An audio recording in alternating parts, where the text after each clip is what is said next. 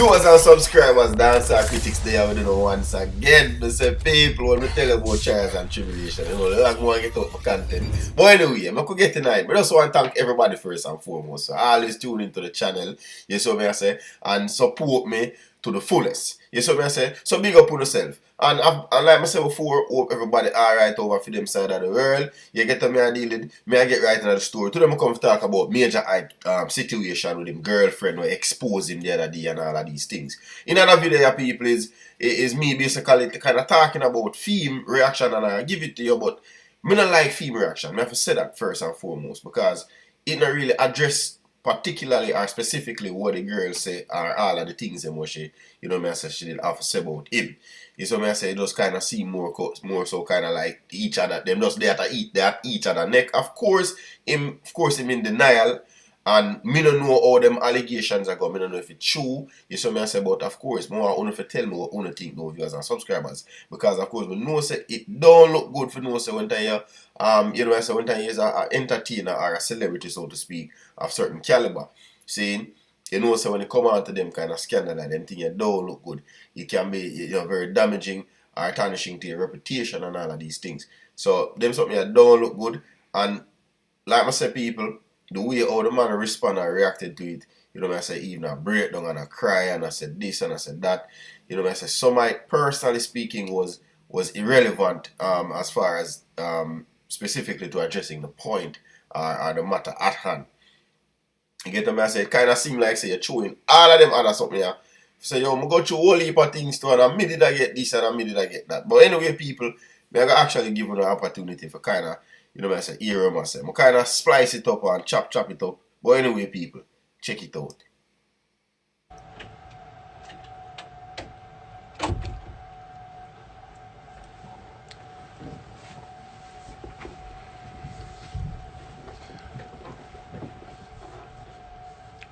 First thing I want to do is I want to say thank you to everyone who has been supportive in this challenging time. Second thing I want to say is that I apologize to all of the women that has been affected by this situation. This situation is a really tough situation, a really serious situation, and allegations that has been bestowed upon me is really sad. Now, I know that there's women out there that has truly been through these situations. And hearing someone speak in this manner, I'm sure it probably brought you back to a serious place. It brought you back to a bad time, and it brought you back to a tough time. Okay? I'm not here to bash Kirby. I'm not here to destroy her, because I'm going to be honest with you, I still love that girl. Up to this day. Still love her, and I still love her son. And I would never do anything that would tarnish who she is as an individual. Last year, when we broke up, when we took a break, last year, I went on live, for the people who remember this, and I spoke my truth. I spoke about, you know, situations that happened. I spoke about, you know, her leaving my kids and with a neighbor, and you know, it really hurt me. And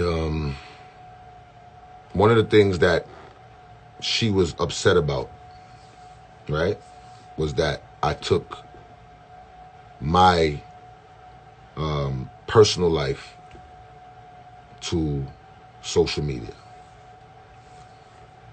I apologized to her. understood where she was coming from, and I really did not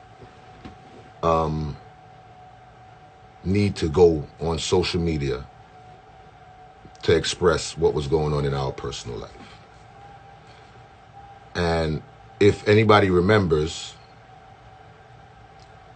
now I don't have to turn up the comments because people are going to think and say whatever they want to say regardless. So I'm not even, that's not why I'm not even here for that. If anybody remembers,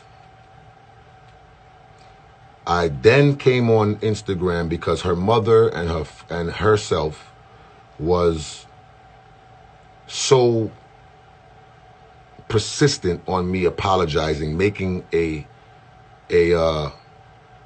public apology to her for, you know, just speaking what I was speaking about. And I did that.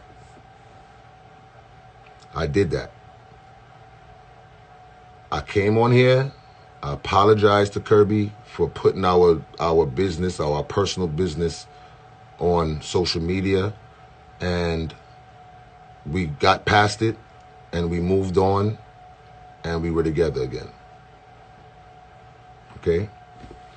And I'm gonna address every single thing that you think you know.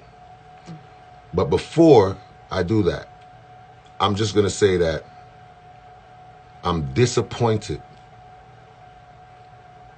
I'm hurt and I'm healing. I sat here for 2 or 3 days. 2 or 3 days I sat here and watched people ridicule me, destroy me, bring me down from one person's allegation.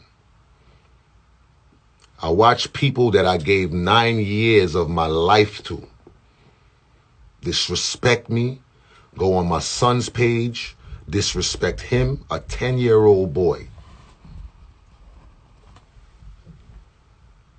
My daughter, everybody, my mother, everybody took a beating because of what one person said.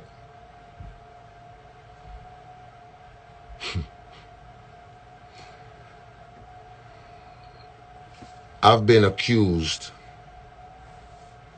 of so much, and I worked hard for where I'm at right now. I worked hard. When people told me I couldn't make it, I pushed on. When people told me that I would be nothing, I created something that I could survive on, something that I could take care of my children on, right? And one person, one person. Now, I'm going to start with just the obvious. Just like she needed to interject in this situation.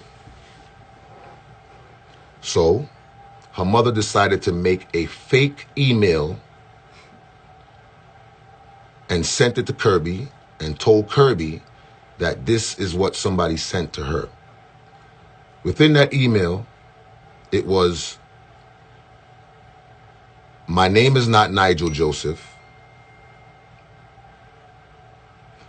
My name is not Nigel Joseph, and I've been exposing Kirby's nudes." Now, for a woman to doctor up an email to stop us from communicating and stopping us from loving each other is sick. For a grown woman to do that. Okay? Kirby did her due diligence and realized that it was a lie. And she realized that her mother was lying. That's her mother. Of course, she's going to forgive her mother. She was very distraught about it, but she also, that's her mother. I expect her to forgive her mother. And her mother told her that she was only trying to protect her. Kirby called me one day when she lived with her mother. And was crying, was in tears. She had a red vial. It was a clear bottle about this big, maybe a little smaller, clear bottle. It had red liquid in it and a paper wrapped up in it. She called me on FaceTime. She was crying. And I said, what's the matter? And she told me, I found, my grandmother sent me in her purse to get something, and I found this in it. She poured the liquid out. I'm not sure, but I think she even tasted it. And she was like, it's sweet. She broke the bottle. She unraveled the paper. And on this paper, it says Kirby. And I don't, like I said, I don't have a reason to lie. I'm speaksicle. I was 6 years old. She went to his house. She told my father, your son needs a bicycle. Your son needs a bicycle. And my father looked out the window and he told her that if he comes downstairs, she's going to regret it. My mother and my father wasn't together at the time. He had his family, my mother had her people, and that's what it was. But I remember it like it was yesterday because this is something that I've lived through all my life. I was 6 years old. And these things I've confided into Kirby with. My father came downstairs with a machete in his hand. The story that I was told was that he tried to hit her with the side of the machete. But he chopped my mother's hand. And my mother's hand was hanging from a thread. And I sat there as a 6-year-old child and watched that whole thing.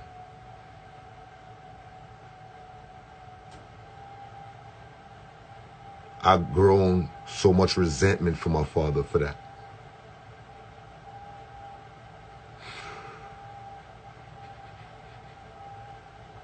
I've held so much things back. And I use my comedy and my drive to become who I am today. So for somebody to try to destroy me after I've been nothing but good to this person,